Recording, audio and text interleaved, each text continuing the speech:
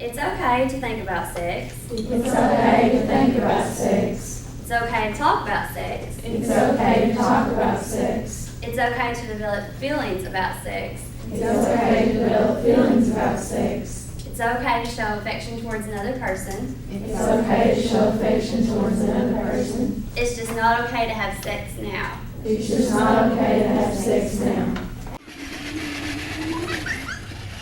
And I'll never forget, like one day in school, we were sitting there, and in my sociology class, we were talking about the babies and stuff, and I'd been assigned 3 triplets and girls or boys, I don't remember, I think they were girls. And I was like, this is crazy. And then I just started crying and busted out crying, and I showed my friends the little pictures because I've been carrying them around for like a week now. And I was like, this is I can't be pregnant. I was like, I'm me. I don't do drugs, I don't drink. I go to church on a regular basis. I was like, this is so bad. What are people gonna think about me?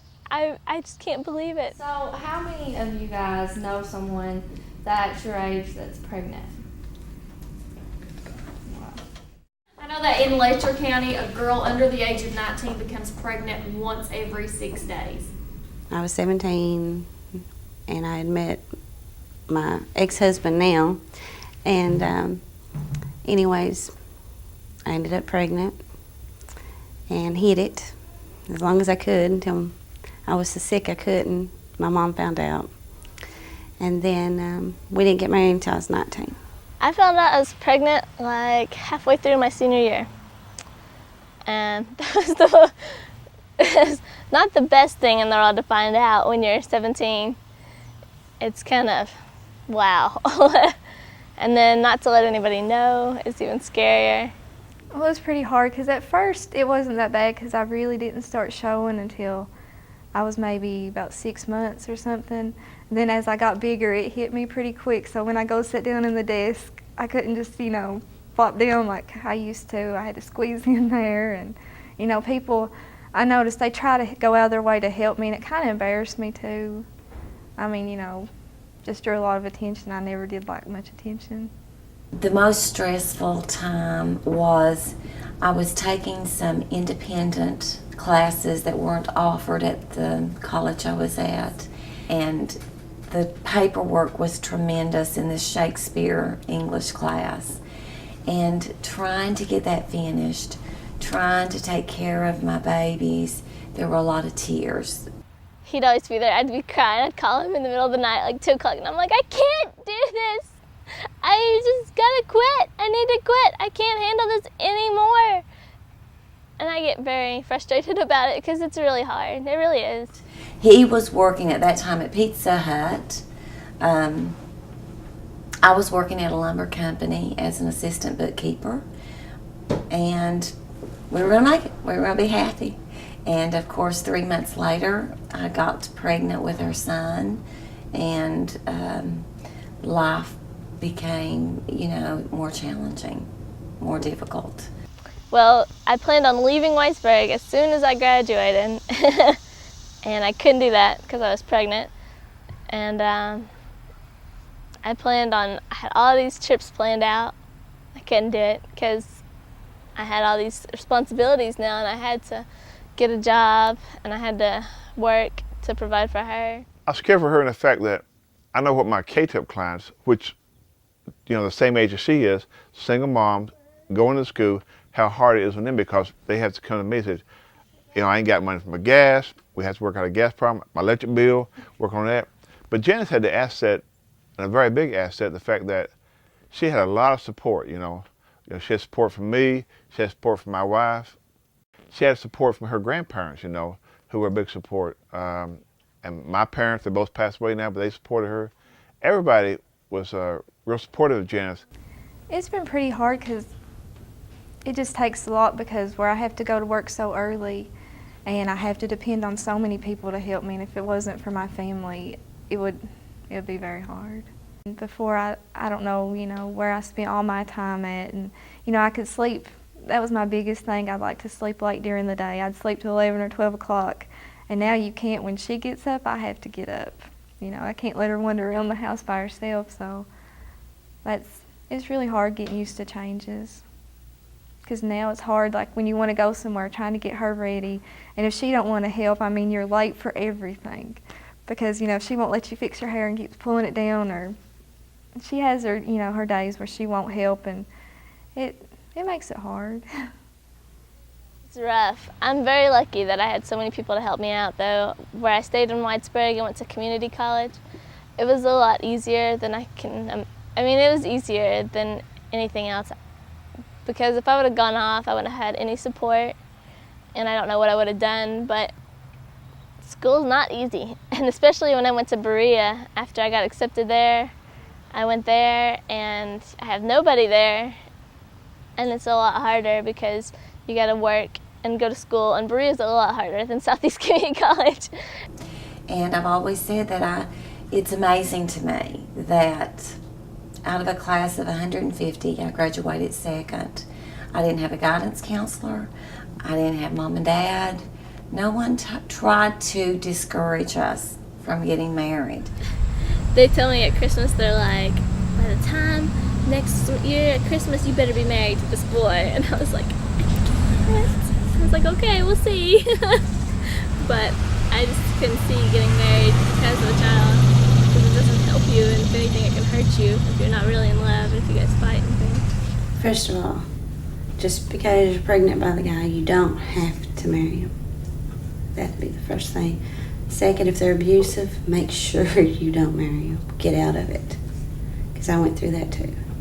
One of the most intelligent men on earth is still in the coal mines because he would not make Jason do without anything to go back to school. He didn't want him to sacrifice on things he needed for him to leave the mines to go to school. And so I live every day with him in a coal mines and me worried. It's hard. I do. I see a lot of pregnant teens, and I see so many teens I worry about.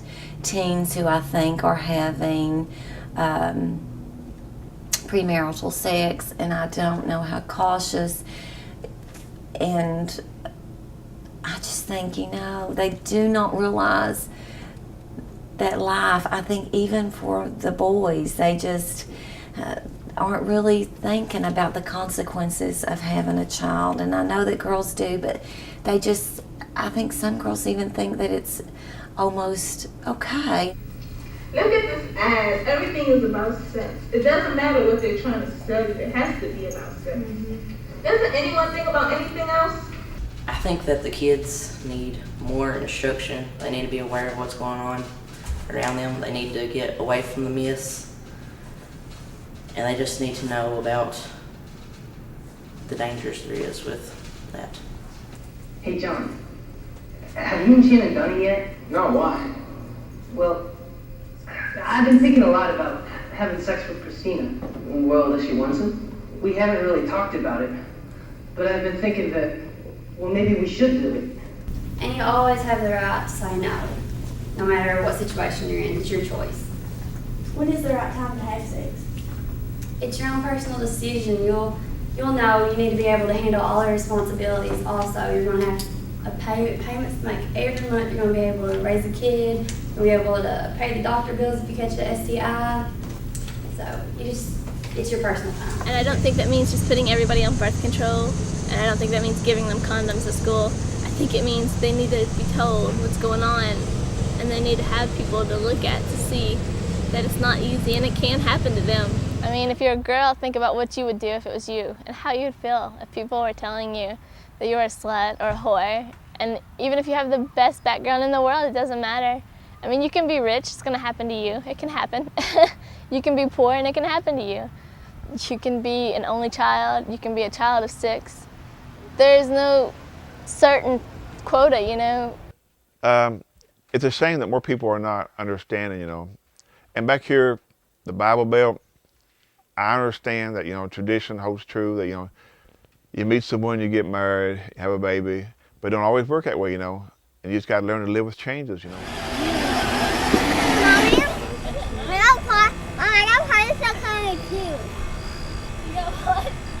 Hi, don't play like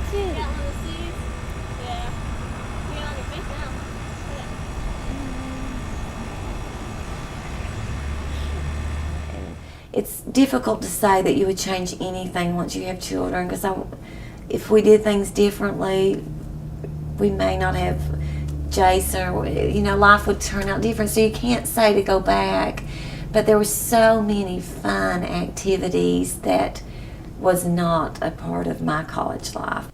Well, I wouldn't trade Madison for anything in this world, but I wish I would have waited till after I finished school, because it's hard trying to juggle everything and take care of her.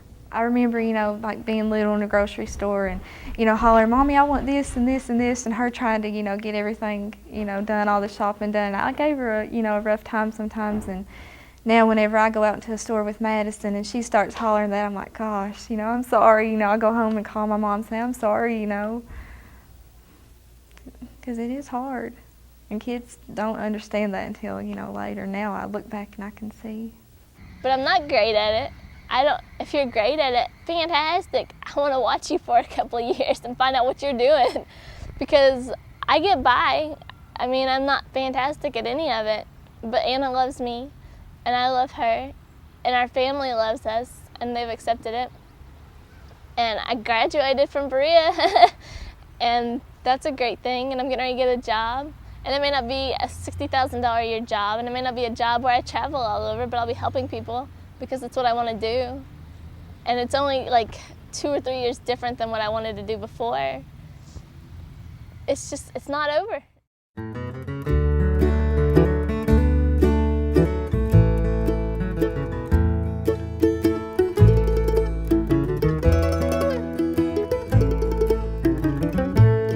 You pulled a string. She's your plaything. You can make her or break her, it's true.